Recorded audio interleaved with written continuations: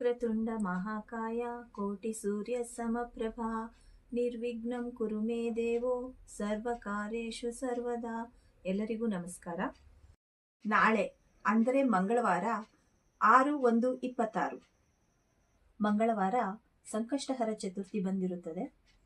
ಮಂಗಳವಾರ ಸಂಕಷ್ಟಹರ ಚತುರ್ಥಿ ಬಂದರೆ ಅದನ್ನು ಶುಭ ಎನ್ನಲಾಗುತ್ತದೆ. ಈ ಸಂಕಷ್ಟಹರ ಚತುರ್ಥಿನ ಅಂಗಾರಕ ಸಂಕಷ್ಟಹರ ಚತುರ್ಥಿ ಅಂತಲೂ ಕರೀತಾರೆ. ಪ್ರತಿ ತಿಂಗಳು ಸಂಕಷ್ಟಹರ ಚತುರ್ಥಿ ಬರುತ್ತದೆ, ಆದರೆ ವರ್ಷಕ್ಕೊಮ್ಮೆ ಮಾತ್ರ ಮಂಗಳವಾರ ಬರುವಂಥದ್ದು.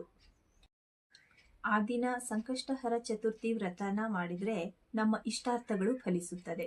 ಹಾಗಾಗಿ ಎಲ್ಲರೂ ಭಕ್ತಿಯಿಂದ ಉಪವಾಸ ಮಾಡಿ 21 ಬಾರಿ ಓಂ ಶ್ರೀ ಗಂ ಗಣಪತಯೇ ನಮಃ ಎಂಬ ಮಂತ್ರವನ್ನು ಪಠಿಸುತ್ತಾ 21 ಗರಿಕೆಗಳಿಂದ ವಿಘ್ನೇಶ್ವರನನ್ನು ಪೂಜೆ ಮಾಡಿ ಚಂದ್ರದರ್ಶನ ಆದ ಮೇಲೆ ಉಪಹಾರವನ್ನು ಸೇವಿಸಬಹುದು.